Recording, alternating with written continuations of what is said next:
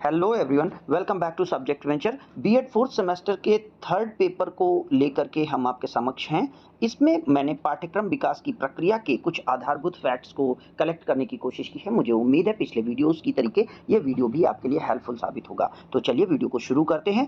पाठ्यक्रम विद्यालय की शिक्षा व्यवस्था का केंद्र बिंदु है। सबसे पहली चीज आप ये समझ लें कि विद्यालय में शिक्षक होता है और शिक्षक के साथ छात्र होते हैं। अगर इसको हम दो मुखी प्रक्रिया के बाद तीसरा कोई हमारा बिंदु आता है तो वो हमारा पाठ्यक्रम आता है। और पाठ्यक्रम छात्र और शिक्षक को जोड़ के रखने के लिए आवश्यक है। पाठ्यक्रम शब्द आंग्ल भाषा, यहाँ बंगला हो गया है, ये आंग्ल भाषा के करिकुलम का हिंदी रूपांतरण है। यानी करिकुलम इंग्लिश में करिकुलम शब्द है और उसकी हिंदी है ये। करिकुलम लैटिन भाषा के क्यूरेरे से बना हुआ है और इस क्यूरेरे का अर्थ होता है दौड़ का मैदान। तो इन तीन चार चीज़ों को ध्यान रखेंगे कि करिकुलम क्या है और करिकुलम कैसे बना है। अब करिकुलम क्यों आवश्यक है? तो अरस्तू के अनुसार वे स्थितियां जो मानव समाज और शिक्षकों के प्रति ना तो एकमत हैं और ना ही शिक्षक के लिए अपनाए जाने वाले साधनों के प्रति एक हैं, इसलिए पाठ्यक्रम आवश्यक है, क्योंकि बहुत परिस्थितियां डिफरेंट रहती हैं। अरस्तू के अनुसार उन्होंने दोबारा कहा है, शिक्षित व्यक्ति अशिक्षित व्यक्तियों से उतने ही श्रेष्ठ हैं जितने जीवित मृतकों से। तो ये दोनों परिभाषाएं अरस्तू की हैं और इन परिभाषाओं को आप याद रखेंगे। पाठ्यक्रम में सम्मिलित विशेष बातों में निम्नलिखित बातें प्रमुख हैं, यानी पाठ्यक्रम में क्या क्या चीजें होनी चाहिए। तो पाठ्यक्रम विद्यालय में अध्ययन के लिए निर्दिष्ट पाठ्यक्रम जरूरी है। इसमें अन्य सामग्री आती है, विद्यार्थियों को पढ़ाए जाने वाली विषय सामग्री आती है, किसी विद्यालय में निर्दिष्ट विषय का पाठ्यक्रम आता है और विद्यालय में विद्यार्थियों को दिए जाने वाले नियोजित अधिगम अनुभवों का सम्मिलित रूप है। तो इन सभी को हम पाठ्यक्रम में शामिल करते हैं और इसे हम पाठचर्या भी कहते हैं। ये याद रखेंगे, पाठचर्या पाठ्यवस्तु से अलग है, क्योंकि पाठ्यवस्तु में केवल लिखित चीजें आती हैं। केवल लिखित कोर्स जो है वो पाठ्यवस्तु में है, लेकिन अगर कोई जिसे कह सकते हैं कि पाठ्य सहग्रामी क्रिया है, कोई को करिकुलर एक्टिविटी है, वो पाठचर्या में आती है। पाठ्यक्रम की परिभाषा क्या है? तो पाठ्यक्रम की परिभाषा के लिए यहाँ पर पाठचर्या निर्दिष्ट अधिगमों अनुभवों के परिणामों की क्रमिक व्यवस्था है। ये जॉनसन महोदय ने परिभाषा दी है। कनिंघम के अनुसार सबसे अच्छी परिभाषा अगर पाठ्यक्रम की कहीं पर है तो वो कनिंघम की है। कनिंघम महोदय ने पाठ्यक्रम को बहुत अच्छे से बताया है और उन्होंने पाठ्यक्रम को एक औजार या अस्त्र के रूप में बताया। उन्होंने कहा है कि पाठ्यक्रम कलाकार यानी शिक्षक के हाथ में एक साधन है, यानी एक पेंट ब्रश है, जिससे वह अपनी सामग्री जो कि चार्ट होता है और वो होता है शिक्षार्थी, अपने आदर्श यानी उद्देश्यों को पाने के लिए अपने अनुसार अपनी चित्रशाला जो कि उसकी विद्यालय है में ढाल सकता है। यानी पाठ्यक्रम से ही जो शिक्षक है वो ये सीखता है, वो ये जानता है कि आखिर बच्चे को किस तरफ ले जाना है।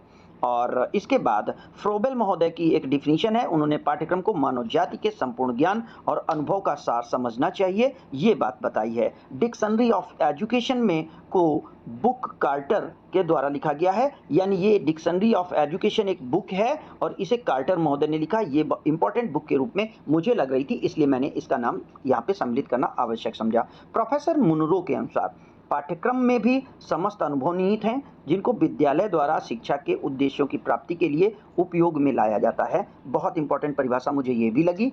पाठ्यक्रम एक ऐसा प्रयास है। अब ये परिभाषा हमारे लॉरेंस स्टेन हाउस के अनुसार है, इसको देख लें। पाठ्यक्रम एक ऐसा प्रयास है जिसके द्वारा शैक्षिक कल्पना के आवश्यक सिद्धांतों और लक्षणों को इस प्रकार संप्रेषित किया जाता है कि उसकी उपयुक्त समय पर आलोचना करते हुए उसको प्रभावशाली ढंग के रूप में पारित किया जा सके। यानी पाठ्यक्रम पूरी तरीके से एक एक्टिविटी प्लान होता है जिसको क्रियान्वित किया जाना चाहिए। अब पाठ्यक्रम की विशेषताओं में प्रमुख बिंदु होते हैं। पाठ्यक्रम की विशेषताओं में हम प्रमुख बिंदुओं में निम्न चीजों को देख सकते हैं कि पाठ्यक्रम हमेशा पूर्व नियोजित होता है, ये बात याद रखेंगे, और इसमें निहित प्रक्रियाओं को हम एक क्रम में रखते हैं और एक क्रम में विकसित करते हैं। अब पाठ्यक्रम विकास के आधार कितने हैं? तो पाठ्यक्रम विकास के हमें 6 आधार मिलते हैं, जिनमें पहला हमारा आधार दार्शनिक आधार है। और दार्शनिक आधार पर जब हम जाएंगे तो हमें आदर्शवाद, प्रगतिवाद, प्रयोगवाद, यथार्थवाद और अस्तित्ववाद को समझना होगा। इनके अनुसार पाठ्यक्रम कैसा होना चाहिए इस विषय पर पूरी चर्चा की गई है। ठीक है। अब दूसरा जो पाठ्यक्रम है वो मनोवैज्ञानिक आधार है। इस आधार को देखने के लिए हमें बच्चे को केंद्र बिंदु में रखना है। अब यहाँ पर क्वेश्चन इसी तरीके का बनेगा कि मनोवैज्ञानिक आधार पर पाठ्यक्रम निर्माण के केंद्र में क्या होता है, तो उसके केंद्र में बच्चे की रुचि होती है, उसकी रुचियां, मानसिकता और अभिव्यक्तियां होती हैं, उसी के आधार पर पाठ्यक्रम का निर्माण होता है। अब तीसरा आधार है हमारा ऐतिहासिक आधार। पाठ्यक्रम के निर्माण में मनुष्य की सभ्यता के तथ्यों का विकास। अब ये देखिएगा, ये मेन आधार इसका बनता है कि मनुष्य की जो सभ्यता का विकास है उसका आधार रखा जाए, उसको एक क्रम में पिरोकर विद्यार्थियों के समक्ष में रखा जाए जिससे वो सामाजिक चेतना से परिचित हो सकें। और अब चौथा पॉइंट आधार है हमारा सामाजिक आधार। सामाजिक आधार के समर्थक हमारे जॉन डीवी महोदय हैं। इन्होंने कहा है सामाजिक चेतना को शैक्षिक विकास का प्रमुख आधार माना जाना चाहिए। अब पांचवें आधार में हमारा संस्कृति का आधार है। संस्कृति यानी समाज में जो कुछ भी हमारा विकसित हुआ है, समाज में विकास किस तरीके से हुआ है, इस बात को अगर बच्चों को एक संस्कृति के रूप में समझाया जाएगा तभी तो हम संस्कृति का हस्तांतरण कर पाएंगे। और इसलिए पाठ्यक्रम के निर्माण में संस्कृति का आधार एक प्रमुख आधार माना जाता है। इसमें पाठ्यक्रम निर्माण में सामाजिक संस्कृति और प्रथाओं को एक साथ मिला करके सांस्कृतिक विरासत एक पीढ़ी से दूसरी पीढ़ी पर हस्तांतरित की जाती है। छठे आधार के रूप में हम वैज्ञानिक आधार देख लेते हैं। इसमें विज्ञान को, जिसमें कि आपकी भौतिक विज्ञान, जीव विज्ञान और रसायन विज्ञान प्रमुख है, प्रोफेसर हार्वर्ड के अनुसार वैज्ञानिक विषयों को पाठ्यक्रम निर्माण में महत्वपूर्ण उचित स्थान दिया जाना चाहिए। पाठ्यक्रम का निर्माण अतः पाठ्यक्रम का निर्माण सामाजिक शक्तियों के मानवीय विकास का ज्ञान, अधिगम का स्वरूप का ज्ञान और संज्ञान के स्वरूप के आधार पर किया जाना चाहिए। यानी पाठ्यक्रम निर्माण में सामाजिक शक्तियों को भी प्रयोग करेंगे और अधिगम की जो स्वरूप है उसको भी देखेंगे और छात्रों के संज्ञानात्मक ज्ञान को भी आधार बना के पाठ्यक्रम को विकसित करेंगे। पाठ्यक्रम अध्यापक के अनुदेशन नियोजन में सहायक होता है। आगे हम एक वीडियो, डेडिकेटेड वीडियो आएगा पाठ्यक्रम निर्माण में अध्यापक की भूमिका। तो चूंकि अध्यापक ही पाठ्यक्रम को यूज करता है, उसे अनुदेशन करने में, ये नियोजित करने में सहायक होता है। शिक्षा शास्त्री ब्रूनर महोदय ने अधिगम के 3 प्रकार बताए हैं, जिसमें उन्होंने पहला अधिगम क्रियात्मक अधिगम बताया है जो क्रिया पर बल देता है और इसमें छात्र करके सीखने को ज्यादा महत्वपूर्ण स्थान दिया जाता है। दूसरा अधिगम हमारा चित्रात्मक अधिगम है जो बिंबों और चित्रों के सहायता के उपयोग पर होता है। यहाँ पर एक मनोवैज्ञानिक कथन दिया गया है कि एक चित्र 1000 शब्दों से ज्यादा प्रभावशाली होता है। ये कथन ब्रूनर महोदय का है, ये स्टेटमेंट आपका आ सकता है। प्रतीकात्मक अधिगम क्या है? जहां पर हम संकेतों के माध्यम से, भाषा और प्रतीकों के माध्यम से अपने विचारों को व्यक्त करते हैं। लगभग 10 वर्ष की आयु में बच्चा अपने अधिगम में भाषा का प्रयोग करने लगता है। ये बात भी बहुत इंपॉर्टेंट है। अब अगला एक कॉन्सेप्ट है प्रच्छन्न पाठ्यक्रम क्या है? प्रच्छन्न पाठ्यक्रम, इसको बिखरा हुआ पाठ्यक्रम भी कहते हैं और ऐसा पाठ्यक्रम होता है जो पाठ्यक्रम नियोजित नहीं है, जिसको एक क्रम में नहीं रखा गया है। तो ये शिक्षा शास्त्री फिलिप जैक्सन महोदय रहे हैं। इन्होंने 1968 में अपनी पुस्तक लाइफ इन क्लासरूम, ये इंपॉर्टेंट बुक है इनकी, लाइफ इन क्लासरूम में एक सिद्धांत का प्रतिपादन किया था जिसमें उन्होंने कहा था कि पाठ्यचर्या के अतिरिक्त बच्चों द्वारा विद्यालय में सीखी जा रही बातें प्रच्छन्न पाठ्यक्रम के तहत आती हैं। अब यहाँ पर इस बात को समझने की आवश्यकता है कि बच्चा स्कूल में है और स्कूल में जो उसका कोर्स है वो उसका पाठ्यक्रम है, ठीक है। अब इस पाठ्यक्रम के अलावा स्कूल में जो भी चीज़ें वो सदाचार में सीखे या व्यवहार से सीखे या छात्रों के साथ सीखे या अपने दोस्तों के साथ सीखे, वो प्रच्छन्न पाठ्यक्रम कहलाता है। अब नेक्स्ट कॉन्सेप्ट है कोर पाठ्यक्रम क्या है? कोर पाठ्यक्रम वो पाठ्यक्रम होता है, जैसे आप बीएड के 4th सेमेस्टर में हैं तो यहाँ पर 1, 2, 3 पेपर आपके कंपलसरी पेपर हैं और जो चौथा पेपर है वहाँ पर आपको ऑप्शन दे दिया गया है पाठ्यक्रम मूल्यांकन का और योगा एजुकेशन का। तो इस तरीके का जहाँ पर आपका योग शिक्षा का, तो यहाँ पर इस तरीके का जो पाठ्यक्रम होगा, जिस पाठ्यक्रम में कुछ विषय हमारे इंपॉर्टेंट अनिवार्य विषय हैं और कुछ विषय हमारे वैकल्पिक विषय हैं, ऐसे पाठ्यक्रम को हम कोर पाठ्यक्रम कहते हैं। ये बात याद रखेंगे, ये चीज़ पूछी जा सकती है कि कोर पाठ्यक्रम क्या है।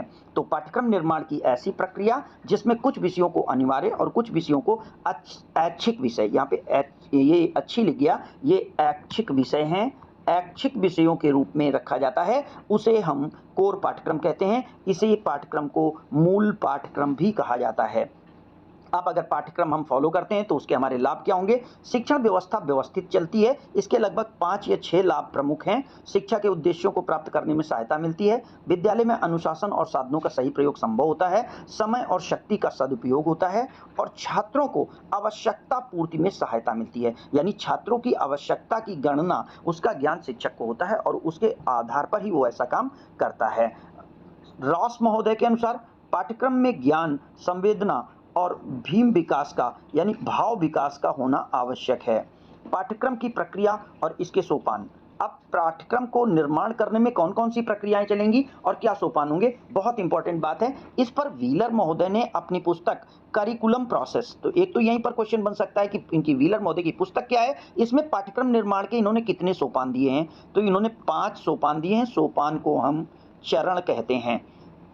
इन्होंने कहा है कि पाठ्यक्रम संरचना जो है वो वृत्ताकार संरचना है। ये दूसरा क्वेश्चन बनता है कि पाठ्यक्रम निर्माण की वृत्ताकार संरचना किसने दी है या व्हीलर महोदय ने कौन सी संरचना दी है। अब इनके उन 5 सोपानों को देख लें तो पहला है लक्ष्य और उद्देश्यों का चयन। पहले नंबर पर लक्ष्य और उद्देश्यों का चयन, दूसरे नंबर पर अधिगम अनुभवों का चयन, तीसरे नंबर पर विषय वस्तु का चयन, चौथे नंबर पर अधिगम अनुभव और विषय वस्तु का संगठन और समाकलन यानी इसको नियोजित ढंग से रखना, और 5वां चरण है हमारा मूल्यांकन यानी इस बात की परीक्षा करना कि जो उद्देश्य लेकर के हमने जो लक्ष्य और उद्देश्य हमें पाने थे वो पूरे हुए कि नहीं।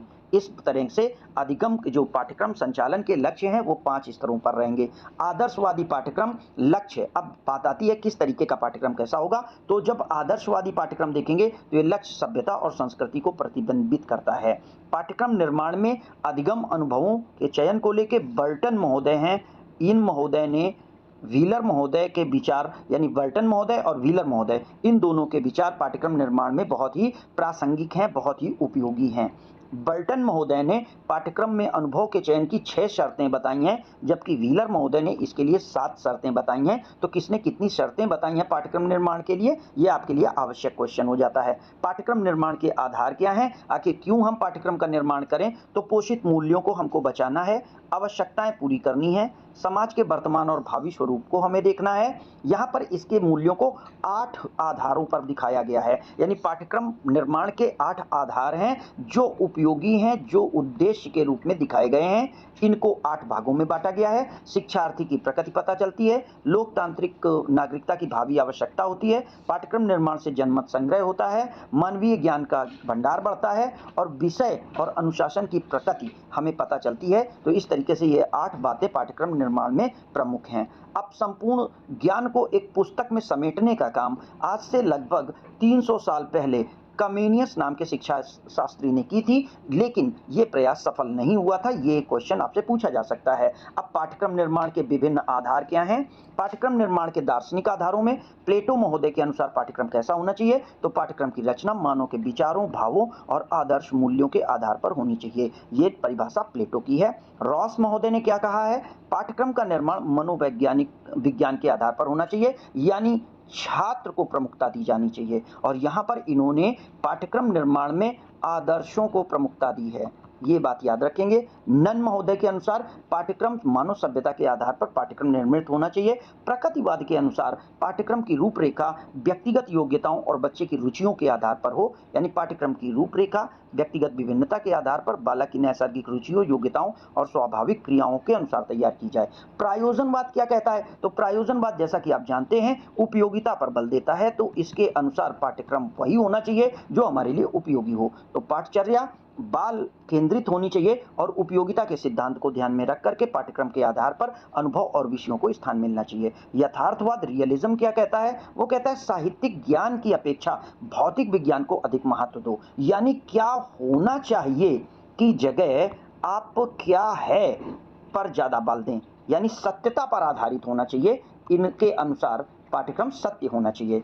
और अब बात आती है मनोवैज्ञानिक आधार पर शिक्षा के केंद्र बिंदु में बालक माना जाता है। शिक्षा में वैज्ञानिक पाठचर्या का विकास हर्बर्ट स्पेंसर ने किया है। इनके अनुसार जीव विज्ञान, भौतिक विज्ञान और रसायन विज्ञान को पाठ्यक्रम में अनिवार्यता रखनी चाहिए, यानी इनका बहुत महत्व दिया जाना चाहिए। बाद में हमारे राष्ट्रपिता महात्मा गांधी जी के अनुसार बुनियादी शिक्षा में हस्तशिल्प को इन्होंने पाठ्यक्रम में प्रमुखता दी है। अरबिंदो घोष जी ने भारतीय भाषाओं के साथ अंग्रेजी और फ्रेंच पढ़ाने का भी सुझाव दिया है। इस प्रकार प्रयोजनवाद भी पाठ्यक्रम निर्माण का समर्थन करता है और बालक की प्राकृतिक अभिरुचियों जैसे खोज और कलात्मक अभिव्यक्ति का विकास करने के लिए पाठ्यक्रम का निर्माण करने की बात करता है। राष्ट्रीय शिक्षा नीति 1986 के अनुसार पाठ्यक्रम राष्ट्रीय तौर पर तैयार किया जाए, केंद्र सरकार में बड़ा कार्यक्रम करके इसके आधार पर तय होगा। इसके विभिन्न हिस्सों में लचीलापन रहेगा, यानी क्षेत्र के अनुसार पाठ्यक्रम में संशोधन संभव होगा। एक केंद्र का पाठ्यक्रम होगा, उसमें क्षेत्र के अनुसार संशोधन रहेगा। स्थानीय पर्यावरण और परिवेश के अनुसार पाठ्यक्रम में बदलाव किया जा सकेगा। राष्ट्रीय मूल्यों के समान और सांस्कृतिक धरोहर और धर्मनिरपेक्षता, स्त्री पुरुषों के बीच समानता, मानव पर्यावरण संरक्षण क्षमता और असीमित परिवार का महत्व वैज्ञानिक तरीकों पर शामिल करना इसमें शामिल है।